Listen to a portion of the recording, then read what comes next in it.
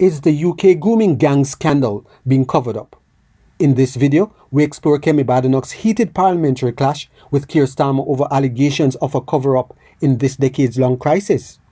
We'll also discuss how leadership principles of trust and transparency could restore public faith and government failures. Before we get into the details, if you love diving into political issues and enjoy hearing a principled take on them, then hit the like button, share this video, and subscribe to join the conversation. It will help our channel reach a wider audience. Speaker, 4 victims on the rape gang survivors panel have resigned. And they've resigned because they've lost all confidence in the government's inquiry. So I'm giving my first question to one of them, to Fiona. She said, being dismissed and contradicted by a minister when you're telling the truth takes you right back to that feeling of not being believed all over again. Fiona's question is simple. What's the point in speaking up if we're just going to be called liars? Prime Minister. Can I thank her for raising that on behalf of Fiona, and let me give Fiona and the House my answer, Mr. Speaker, because the grooming scandal was one of the worst scandals of our time. Women and girls were abused and exploited by predatory gangs of men, and survivors have been ignored for many years, including by the state that, of course, is supposed to protect them. My vow to Fiona and them is that this national inquiry will change that. I do acknowledge that in recent days some members, including Fiona, have decided to step away from the panel. I say this, Mr. Speaker, should they wish to return, the door will always be open. But even if they do not, we owe it to them and to Fiona and to the country to answer the concerns that they have raised. The inquiry is not and will never be watered down. Its scope will not change. It will examine the ethnicity and religion of the offenders, and we will find the right person to chair the inquiry. I can tell the House today, Mr. Speaker, that Dame Louise Casey will now support the work of the inquiry, and it will get to the truth. Injustice will have no place to hide. Mr. Speaker, I doubt she'll be satisfied with that answer. He says that they could return to the panel if they wish to. Why would they do that? The government has been engaged in a briefing war against survivors. Elizabeth. It's absolutely disgraceful. Oh, really? They say shame. Why don't they listen to what Elizabeth had to say? Why don't they listen to what Elizabeth had to say? Elizabeth, who was abused in Rotherham from the age of 14, had this to say, and I quote, "The government has created a toxic environment for survivors." They were looking for answers from the Prime Minister, and what they've heard is Labour MPs saying shame at their words. Yesterday, Mr. Speaker, the safeguarding minister said Elizabeth was wrong. Who should we believe? The Prime Minister's safeguarding minister or Elizabeth? Prime Minister. Mr. Speaker, let me put on record my respect for all of the survivors who've been through the most awful ordeals. And I want to thank those that have been involved so far for the work in the process. What we're trying to do is to get this right and have an inquiry with survivors at the heart. As the safeguarding minister told the House yesterday, that's obviously not easy. They've all come with difficult experiences. There are a wide range of views, understandably, and every survivor does bring their own painful experience to this. The survivors met the prospective chairs this week, and we want to have them to have the chance to engage. I want survivors to be at the heart of this. I want an inquiry that can get to the truth. These are the hard yards, I accept that, but I want to press on and get this right. Mr. Speaker, he says that he wants survivors to be at the heart of this, but in his first PMQs this year, he said we did not need a national inquiry. And when he did, all of these MPs cheered. They were nodding their heads, including the safeguarding minister. They voted against the national inquiry 3 times. Yes, they did. Yes, they did. They voted against the national inquiry. All of you do.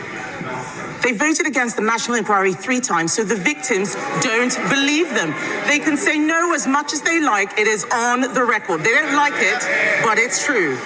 Now, one of the victims has quit. Contrary to what the Prime Minister's just said and what the Home Secretary wrote this morning, they believe that the inquiry will downplay the racial and religious motivations behind their abuse.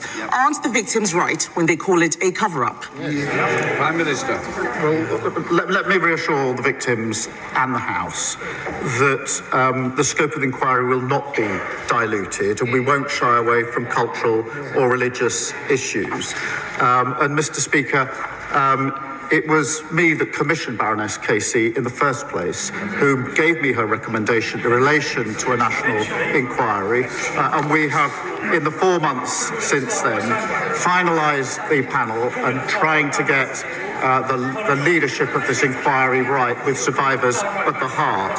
Mr. Speaker, in that period, we have also reopened 1,200 historic closed cases. I have long argued, Mr. Speaker, that the criminal route where it can be pursued is the right route for perpetrators.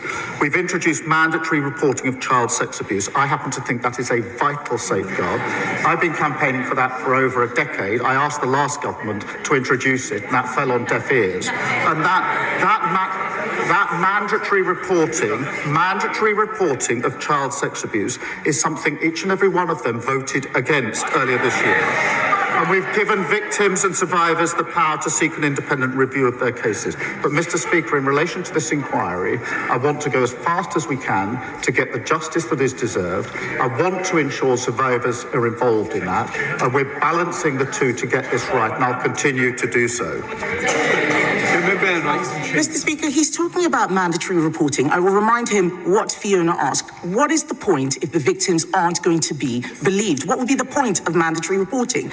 All of this is happening now. All he's saying is because 4 of those victims resigned from the survivors panel. If they hadn't done that, they would have continued with the watering down, which we all know that they were carrying out. So yes, the victims are right to be worried. He also talked about looking for a chair. It has been 10 months since we first called for a national inquiry. 10 months. It is shocking that they still do not have a chair. One of the final 2 candidates, Mr. Speaker, has pulled out, leaving a former police officer that the victims don't want. What they do want is a judge. They deserve a judge. So, Mr. Speaker, we are talking now. We are talking about the industrial scale rape of women and girls. Unlike most of the inquiries going on, why is it that this inquiry doesn't deserve a judge? Prime Minister. Can I answer that? It's a serious point, Mr. Speaker, because whether it should be judge-led was looked at by Louise Casey, and she decided against that for a reason, and her reasons were twofold. I'll spell them out. The first was the speed with which we could do this, and it would have been...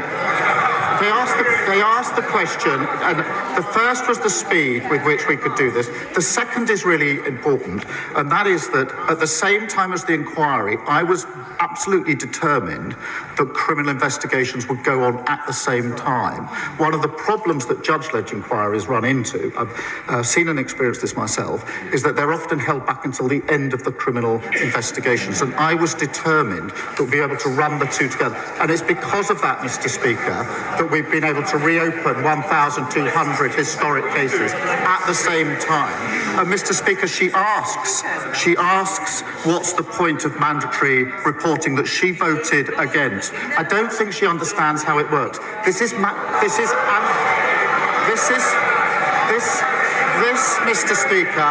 This, Mr. Speaker, is mandatory reporting of those that have had allegations made to them, and there's clear enough evidence they've then not passed that on. That is a fundamental problem in the system. That is why we've changed the law. They should hang their heads in shame for having voted against that vital protection. What he should hang his head in shame in is calling this a far-right bandwagon when we first raised this issue.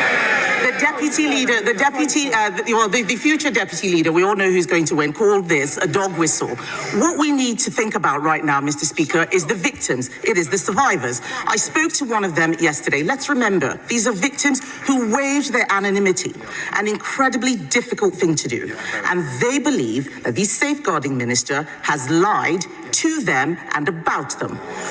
One of the survivors has said, and I quote, "Jess Phillips needs to be removed because I don't think her conduct during this has been acceptable for the position that she holds." Those aren't my words. Those are the words of a survivor. It is a shame that Labour MPs are drowning that out. The member for Birmingham Yardley has clearly lost the confidence of the victims. Does she still have the confidence of the Prime Minister? Mr. Speaker, I respect the views of all the survivors, and there are different views. I accept that.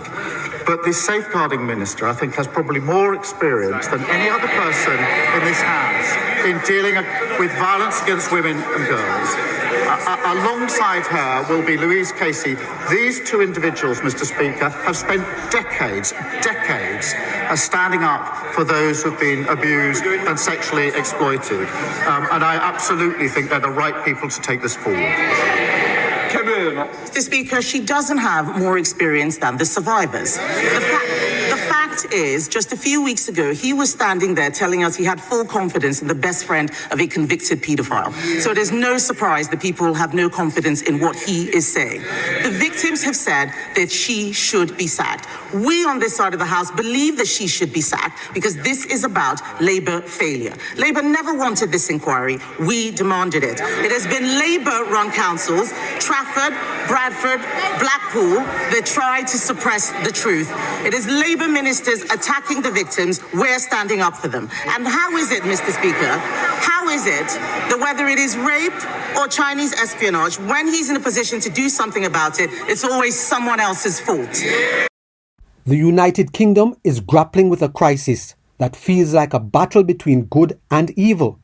For decades, young girls and boys across towns like Rotherham, Rochdale and Telford have suffered horrific abuse at the hands of grooming gangs. Yet our authorities, police, councils and social services have often turned a blind eye, failing victims repeatedly. This scandal was covered up for years, and the cover-up continues. The 2014 Alexis Jay Report exposed how 1,400 children in Rotherham alone were abused, with officials dismissing victims as troubled or fearing accusations of racism. Despite government promises to investigate, progress remains stalled. After 10 months, the 2025 National Inquiry announced by the Labour government under pressure has produced nothing. 3 survivor panel members resigned, stating they felt unheard and the process was derailed by political interference. Why does justice for these victims take 3 to 4 years? Why are they dragging it out? Is it so Labour can reach the end of their term and claim they never got to address it? This feels like a cover-up, masked as addressing the issue. Compare this to other cases. After March 2025 Stockport incident sparked public unrest, Prime Minister Keir Starmer promised swift justice. Courts sentenced individuals within weeks. People have been prosecuted and jailed for words that merely offended some people, often tied to opinions on uncontrolled migration or the Stockport murders. Yet, for victims of grooming gangs, whose abusers are often known to authorities, just drags on.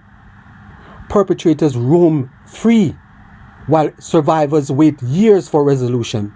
Why can't the same urgency be applied to these predators as was shown for those expressing controversial views? Authorities have long known the identities of many perpetrators. The 2020 Home Office review and 2025 Casey audit confirmed systemic failures, yet inquiries stretch on for 3 to 4 years. Those who enabled cover-ups by ignoring whistleblowers or suppressing data must also face consequences, or justice remains incomplete. Trust is earned when governments keep promises. Transparency is built by doing the right thing, openly and consistently, standing with the people, not against them. These principles are the path to restoring public faith. When leaders admit failures, listen to survivors, and act decisively, they rebuild confidence. Without this, the grooming gangs scandal remains a wound on the nation's conscience.